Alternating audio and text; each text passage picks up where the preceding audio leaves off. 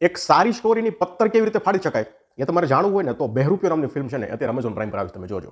ફિલ્મની સ્ટોરી છે એ મને તો સારી લાગી, પણ એ સારી એવી સ્ટોરીને કેવી રીતે પત્તર ફાડી શકાય, એનો ક્લાઇમેક્સમાં કેવી રીતે ક્લાઇમેક્સની પત્તર ફાડી અને આખા ફિલ્મની મમ્મીજી અને બહેનજી એક કરી શકાય, આ બધું તમારે જાણવું હોય તો આ ફિલ્મ જોજો. ક્લાઇમેક્સ આનો છે ને, જો પહેલી વખત તો ક્લાઇમેક્સમાં 1 થી 2 ડાયલોગ છે, હું ગણે ને તો 1 થી 2 મેક્સિમમ 3 ડાયલોગ છે, બરાબર. આખો ક્લાઇમેક્સ ડાયલોગ વગરનો છે અને બસ બધાય કોઈ આમ કરે છે, કોઈ આમ કરે છે, કોઈ આમ કરે છે, ને એ બધી જે એક્ટિંગ છે આ બધાની, ઓહો હો હો યાર, મને અત્યારે ખબર પડી કે આમ કરવું, આમ કરવું, આમ કરવું, એમાં એક્ટિંગની જરૂર પડે યાર. આ બધું આપણે માર્વેલની મૂવીમાં જોયું છે, એ બધું રિયલ લાગે છે. અને અહીંયા તો હનુમાન દાદાની શું જરૂર હતી? હું છાતી ઠોકીને એક વાત કહું છું કે આ સ્ટોરી જેણે લખી છે, જો પહેલાં તો જેણે સ્ટોરી લખી છે એને ધન્યવાદ છે. આ સ્ટોરીમાં તમારો ખૂબ સરસ પ્રયાસ દેખાય છે અને ખૂબ સરસ અલગ અને ફ્રેશ કરવાની તમે ટ્રાય કરી છે, જેમાં તમે સફળ છો. પણ એના પછી જે લોકોએ આમાં ભાગ ભજવો છે અને જે કાંઈ ચેન્જીસ કર્યા છે, એડિટર હોય કે ડિરેક્ટર હોય કે જે કોઈ હોય ને, એ બધાય ભેગા થઈને ફિલ્મની પત્તર ઠોકી નાખી છે. ક્લાઇમેક્સમાં હનુમાન દાદાની જરૂર ક્યાં હતી? હું કોન્ફિડન્સ સાથે કહું છું કે સ્ટોરી લખનારે હનુમાન દાદા વિશે લખ્યું નથી, પણ પ્રોડ્યુસરને એવું થયું કે હમણાં લાલો બહુ પડી છે ને, આપણે કામ કરવું ભગવાનનો એંગલ નાખી દઈએ. એટલે આ ભગવાનનો એંગલ છે ને આમાં પરાણે ઘૂસેડેલો છે, બાકી સ્ટોરીમાં જરૂર જ નહોતી. અને જે મૂળ ઓરિજિનલ રો સ્ટોરી હતી ને એમાં હનુમાન દાદાનો કાંઈ ઉલ્લેખ જ નહીં હોય, કારણ કે ફિલ્મ જોતા ખબર પડે છે. ચાલો હનુમાન દાદા આવ્યા તો આવ્યા, હનુમાન દાદા પાસે તમે કરાવ્યું. હનુમાન દાદાની એન્ટ્રી કરી રીતે ખબર છે? બે સીન છે હનુમાન દાદાના, બેમાં એઆઈ ઇમેજ છે. એક તો જો કે સાઉથની ફિલ્મનો આખો ચીપકાવી દીધો છે, અને જે છેલ્લે હનુમાન દાદા આવે છે ને એ આખી એઆઈ ઇમેજ જ છે. હનુમાન દાદા આવે છે, કરતા કાંઈ નથી. બોલો હવે ખબર નહીં કે યાર, મને તો એવું થયું કે હનુમાન દાદા આવે છે તો કંઈક આવશે, થોડો 1-2 ડાયલોગ બોલશે અને આપણને કંઈક આમ રૂવાડા ઊભા થાય એ રીતની ફાઇટ આવશે અને આમ જબરજસ્ત, કાંઈ નહીં. એક સ્ટોરી હોય એમાં આપણો હીરો હોય, હવે એની જ્યારે ફાટીને ફુલાવર થઈ જાય ને ત્યારે એક બીજી સ્ટોરીનો કે પછી કોઈ એવો શક્તિશાળી પાવરફુલ વ્યક્તિની એન્ટ્રી કરવામાં આવે. પણ એ ક્યારે થાય ખબર છે? તમે હનુમાન મૂવી જોયું હતું ને સાઉથનું, એમાં જ્યારે હીરો છે આમ આપણને એમ થયું યાર હવે આને કોણ બચાવશે કોઈક, અને પછી હનુમાન દાદાની એન્ટ્રી થાય એટલે બધા આમ થિયેટરમાં તમે જોવો ને તો રાડને બોકા બોલાવવા મળે. જવાન તમે જોયું, પઠાણ તમે જોયું હતું, એમાં શાહરૂખ ખાનની ફાટીને ફ્લાવર થઈ જાય ને તો એ સલમાન ખાન આવે, લોકો રાડને બૂમને સીટીયા મળે બગાડવા. અવેન્જરમાં પણ આમ જ છે, જ્યારે મુખ્ય હીરો હોય એની પછી આમ તાકાત વગરનો થઈ જાય ને પછી જ્યારે બીજો હીરો આવે ત્યારે આમ થાય કે ભાઈ વાહ જબરજસ્ત, મજા આવી ગઈ. અહીંયા તો એવું કાંઈ હતું જ નહીં. અહીંયા જે જયેશ મોરે એ પહેલાં કહેતા હતા, પહેલાં મને તો લડવા જોયેલા, પછી એને મદદ બોલાવો. જયેશ મોરેને મોકો જ ન આપ્યો. તમારી પાસે જાનકી બોડીવાલા એક પાવરફુલ કેરેક્ટર હતું, એને મોકો આપો, એને મોકો ન આપ્યો. જાનકી બોડીવાલા એક ઢીકો માર્યો તો ઓલી સામેવાળી એક ઢીકો માર્યો, પતી ગયું કે હાલો જાનકી બોડીવાલા તમે નીકળો કે તમારથી નહીં થાય. પછી જયેશ મોરેનો વારો હતો, જયેશ મોરે પાછું કિંજલ રાજપ્રિયાને થોડીક શક્તિ આપી, એક ઢીકો એને માર્યો, એક ઢીકો એનો, ત્યાં પતી ગયું.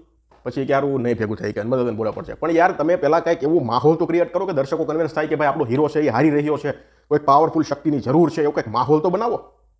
અને પાછા તમે હનુમાન દાદાની એન્ટ્રી કરો તો હનુમાન દાદા કંઈ કરતા તો છે નહીં. આઈડિયા બહુ ખરાબ હતો. આ આઈડિયા ફક્ત ને ફક્ત લોકો આવે, પૈસા આપે, કલેક્શન થાય એ હેતુથી જ આ સ્ટોરીમાં હનુમાન દાદાવાળો જે આખો સીન છે ને નાખવામાં આવ્યો છે. બીજો સવાલ, જાનકી બોડીવાલા કોણ હતા? એની પાસે આ શક્તિઓ ક્યાંથી આવી? જાનકી બોડીવાલા એટલા માટે લેવામાં આવે કે એનું વોચ લેવલ 2 છે, સફળ ગયું કે નહીં, તો એ કે આપણે આવીને કે આપણે શું છે થોડું કે આમ અમે કેમિયો આપીએ અને એની પાસે એના મોઢામાંથી વોઇસ બોલાવીએ. એ કે એના વશમાં છે, એટલે શું છે કે વોઇસ બોલાવીએ ને તો એ કે પબ્લિકો છે ને એ કે આમ તાળીઓ સીટીઓ થિયેટરમાં એ કે ચલણી નોટનો વરસાદ કરવા મળશે. એ કેરેક્ટર કોણ હતું, શું કામ હતું? છેલ્લે ઓલી કિંજલબેન છે ને એને પૂછે છે કે તમારું નામ, ત્યાં કે તો કે કાંઈ કીધું નથી કે ડિરેક્ટર પ્રોડ્યુસર કે રાઇટર કે એ કંઈ નથી કીધું. તો એ કે છેલ્લે એમ કરી હતી કે નેમ વોન્ટ હેલ્પ, કેવું જ નથી. જયેશ મોરે કોણ હતા? ચાલો, જયેશ મોરે કોણ હતા એનું આ સ્ટોરી સાથે શું કનેક્શન હતું? તમે હવે પાછા એમ ન કહેતા કે એ ભાગ 2માં ખબર પડશે, તો પછી પોસ્ટરમાં આવડો મોટો ફોટો મરાય જ નહીં. તમારે જો એ કેરેક્ટર વિશે આખું તમારું પન્ના બંધ રાખવો હોય તો પછી એ કેરેક્ટરને તમારે ક્લાઇમેક્સમાં બતાવાય અને પછી એનું ભાગ 2માં આખું એનું ડિટેલિંગ કરાય. અહીંયા તો તમે આ પોસ્ટરમાં જ બતાવી દીધું. અને આ જો પોસ્ટર પછી યાદ આવ્યું, કેમિયો હોય ને કેમિયો, એના પોસ્ટર ન હોય. અહીંયા મૌલિક ચૌહાણ અને જયેશ મોરેનો કેમિયો છે, તો એના ફોટા મોટા માર્યા છે. અને જે મુખ્ય છે કિંજલબેન છે, ડેનિશા છે, પછી એક પેલી નામ ભૂલું છું, તો એ 3ના નાના ફોટા છે. મુખ્ય રોલ તો એ 3નો છે. તમારે કેમિયોના ફોટા મારવા હતા તો પછી ભાવિક અને જે પેલી એની વાઈફ હતી તો એના પણ મારી દેવાય ને પોસ્ટરમાં. મૌલિક ચૌહાણનો કેમિયો છે, જયેશ મોરેનો કેમિયો છે. કોણે તમને કીધું કે લીડ કલાકાર છે? એ ગજબનું યાર, કાંઈ પણ હાલે છે. કેમેરામેનની વાત કરીએ તો જ્યારે પેલો રાજા અમરેન્દ્ર વખતના જે ચાવાળા ભાઈ હતા એ વાળો સીન આખો છે, તમે જુઓ ને તો એમાં 8,000 રૂપિયાનો 9,000 રૂપિયાનો વિવો મોબાઈલ આવે ને એ લઈને શૂટ કરેલું છે. એ મોબાઈલ છે અને આ મારી જેવું 130 રૂપિયાવાળું માઇક છે, બરોબર. એ લઈ અને મારી જેવો એક વ્યક્તિ છે એ ગયો છે કે ચાલો તમે એ કે બોલો હું શૂટ કરું છું. પાછળનું તમે બેકગ્રાઉન્ડ જોવો ને તો યાર આના કરતાં કોઈ સારા એવા કન્ટેન્ટ ક્રિએટરને કીધું હોય ને તો એ તમને મસ્ત એડિટિંગ કરીને આપે. એટલું ખરાબ લાગે છે એ, કારણ કે ત્યારે મને ખબર છે એ દિવસે જ્યારે શૂટ હતું ત્યારે દિવસે કેમેરામેન અને એ કેમેરો લઈ રજા ઉપર ગયા છે અથવા તો કોઈ બીજી ફિલ્મમાં ગયા છે. એટલે આ લોકોએ 8,000 કે 9,000 વાળો વિવો બીજું એક નહીં, વિવો મોબાઈલ લઈને શૂટ કર્યો છે. ચા વાળો સીન તમે જોજો આખો. ફિલ્મનો સ્ક્રીન પ્લે મને ગમ્યો. ફિલ્મની રીત, જે સ્ટોરી કહેવાની રીત છે ને એ મને ગમી, કે ભાઈ થોડોક પોર્શન આ કહેશે, થોડોક પોર્શન આ કહેશે, થોડોક પોર્શન આ કહેશે, અને પછી આનો ક્લાઇમેક્સમાં આપણે બધું ભેગું કરશું, ભૂતકાળ અને વર્તમાનકાળ. તો આ રીત મને ગમી. ક્લાઇમેક્સ બહુ ખરાબ છે, બહુ ખરાબ છે. ક્લાઇમેક્સમાં બધા કલાકારોની એક્ટિંગ પણ બહુ ખરાબ છે. ડાયલોગ નથી છતાં બધા કલાકારોની એક્ટિંગ બહુ ખરાબ લાગે છે. એડિટિંગવાળા એડિટરે ઘણી જગ્યાએ બહુ ખરાબ કામ કર્યું છે. એમાં મેં એક્ઝામ્પલ આપ્યું તમને આ વાળું.